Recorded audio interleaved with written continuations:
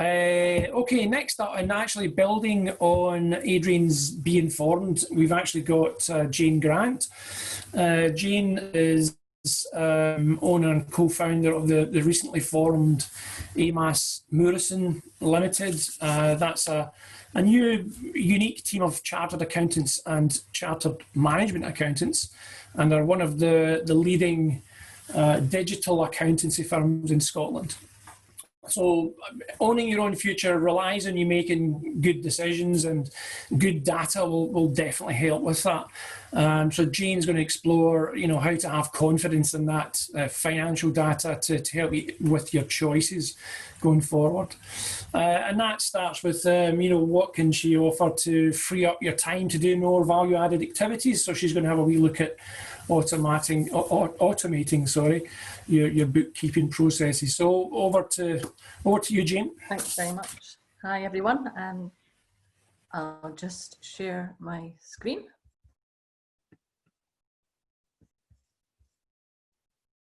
Okay, I'm Jane Grant, from the co-founder, as Jim said, of AMAS Murison. And what we specialise in funding, digitisation and compliance.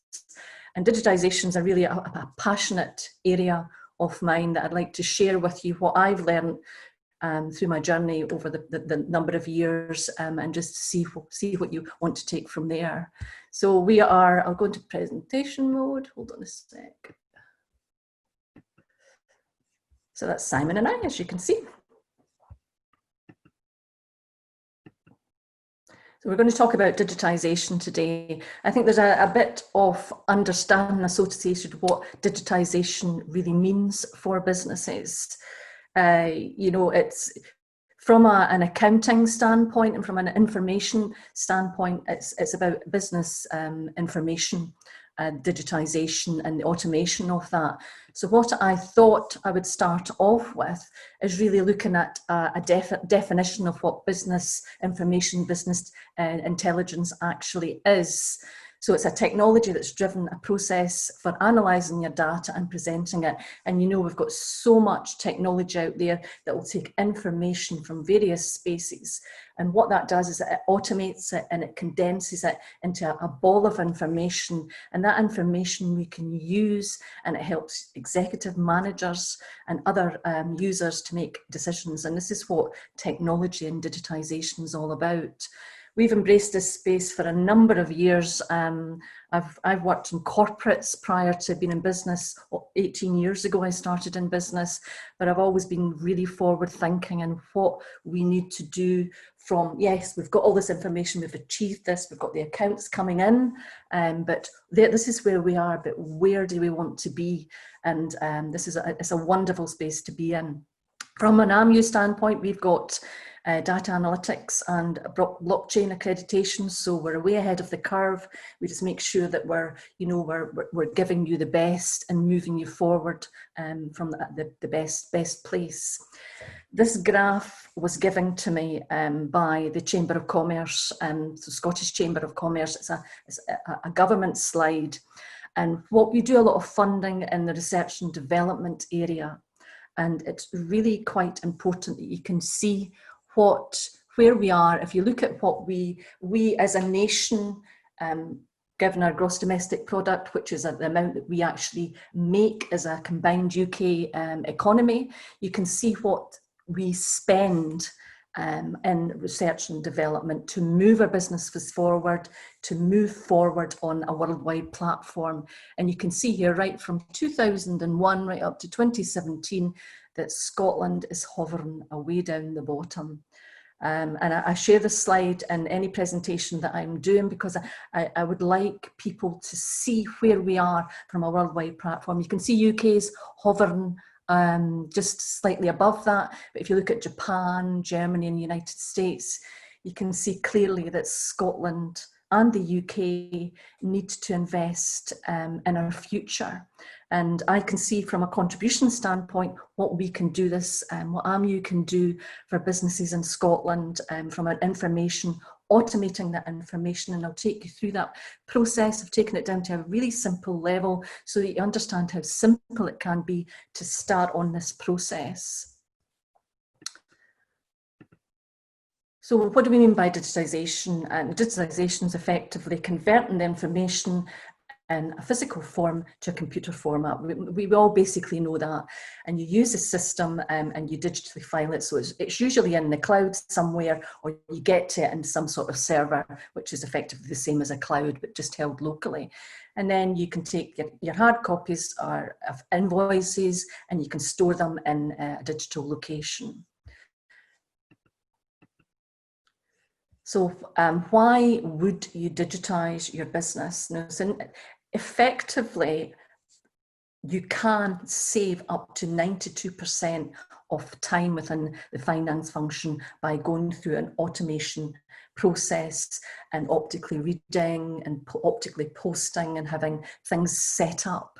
And it saves it can save a significant amount of time, so it can move you into a space of where you're saying, okay, well, there's the information, and what can we do with that information so that you could be looking into the future and effectively own your own future and have more clarity of what decisions you actually make.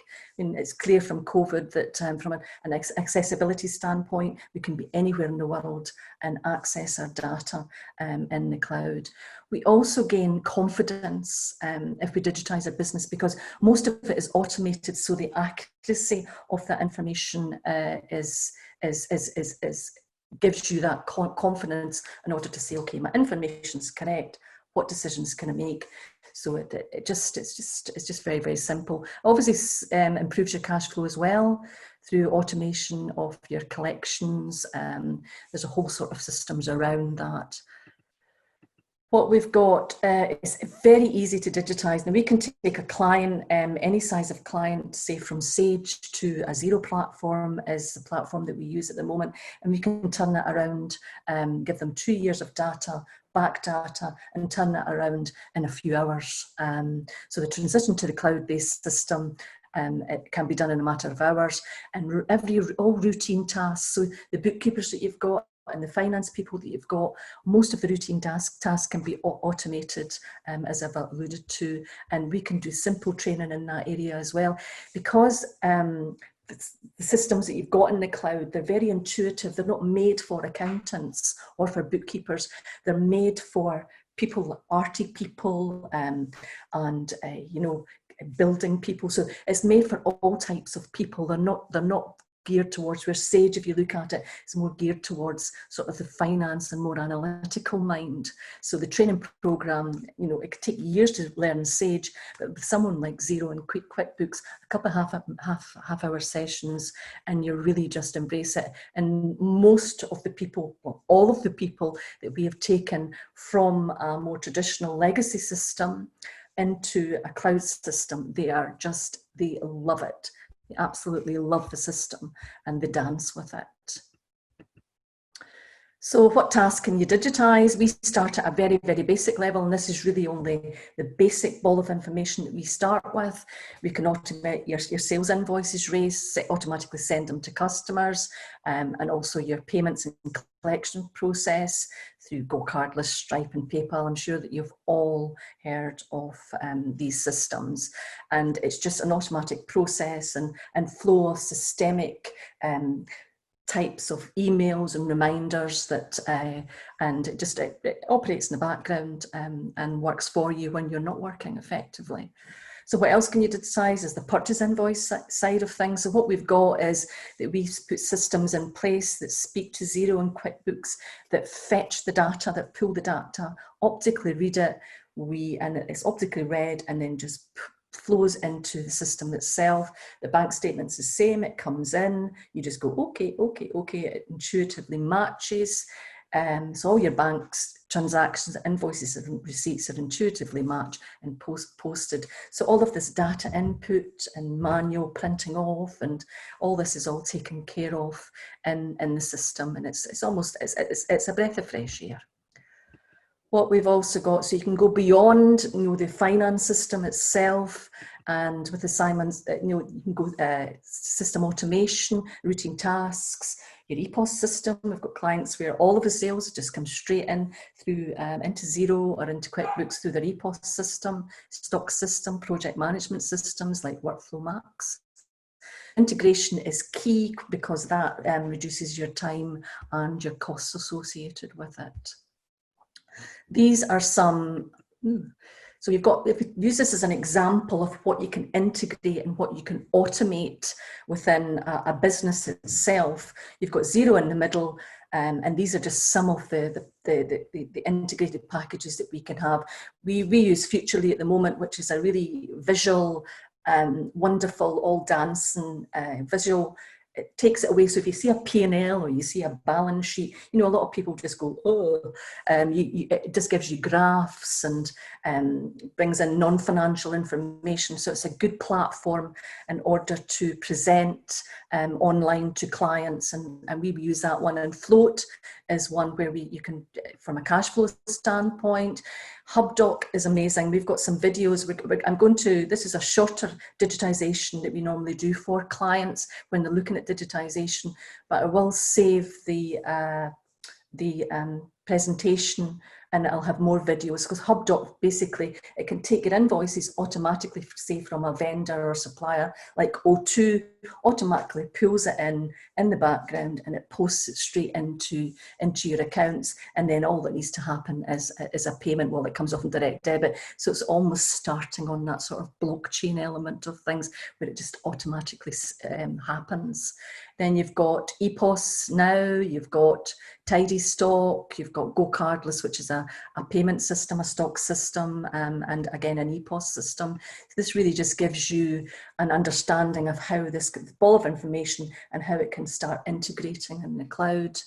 So digitalisation does open doors, and I love using the analogy, a ball of information, because that's where your starting point is. And this is what we want to start with, digitisation, and create that accurate ball of information, save you an amazing amount of time where you can go in and you can start to understand what's driving your business, what your gross margins are, how your people are doing, and move your business forward into the future.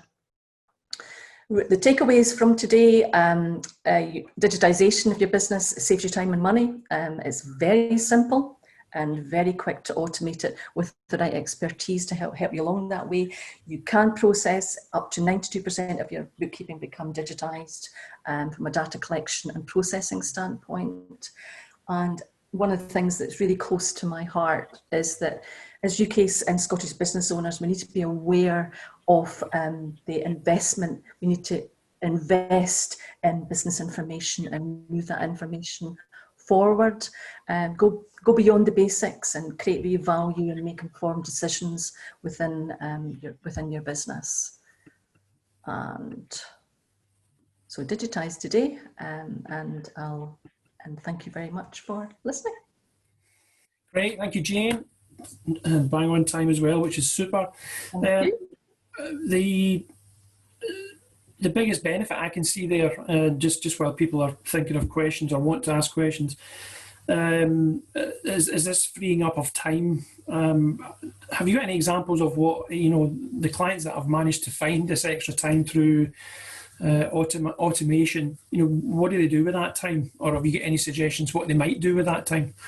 Well, what they do with that time is, they've obviously got people that are involved in pulling that information together, so that these people can sit and they can actually look at the information. So instead of sitting in the transactional and spending all that time in the transactional, they move into a space where they can say, okay, well, this is what we've got, where are we going to? So it gives them clarity of, looking at various options, and gives them choices to move their business forward. And that's what we do with all the clients, because you can go into some clients and you can see there's paper everywhere, and that there's still, and we are a way behind from a Scottish and a UK standpoint, particularly in the finance function. And it's really about embracing the transaction, get the transactions. And one of the things that I would like to say as well is that most compliance accountants that are out there, they get about anything from 10 to 30% of their revenue through bookkeeping. So there's this fundamental shift from the accounting sector standpoint where we need to, the revenue from bookkeeping, that's not what it's about. It's about getting the information to help these businesses to move into the space where they can start making decisions on the information. And I hope that helps. Yeah, good. And following on from that is why is there a reluctance to automate? There seems to be, as you mentioned there, we're way behind. Why is it that business owners don't?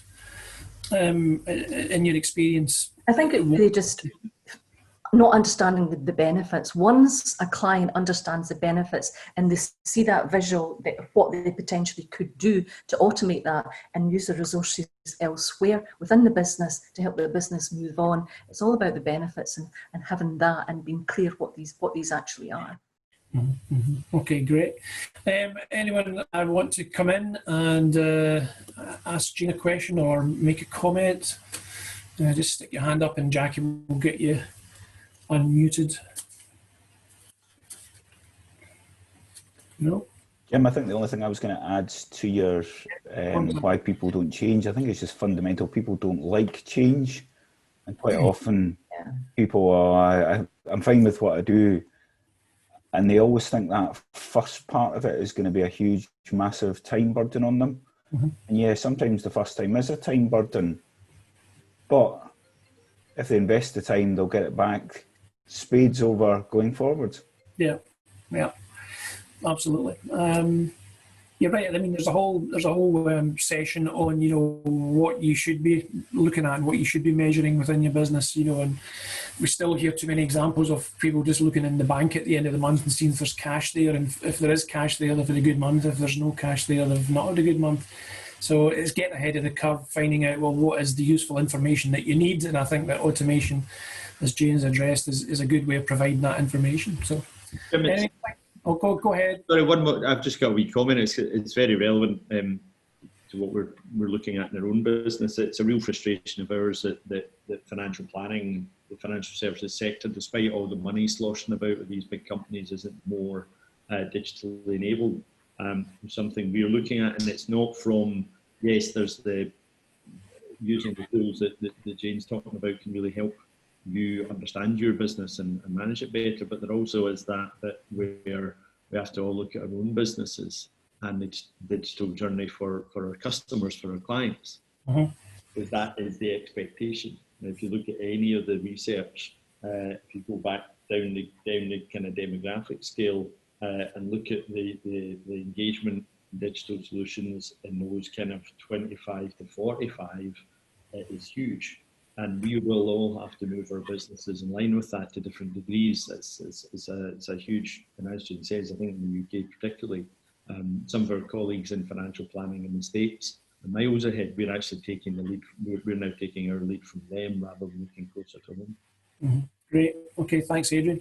And David Petrie, yeah, you're absolutely right. There is a fear of change. People often say, and I still hear it myself, we've always done it that way, and I guess it's on, the onus is on us, and as Jane says, to ensure people really see the benefits, not just the features and the bells and the whistles of what's going on with automation, but the real benefits to them and to their business of automation. And then it's you need a little bit of knowledge and expertise around change management, I suppose, to get that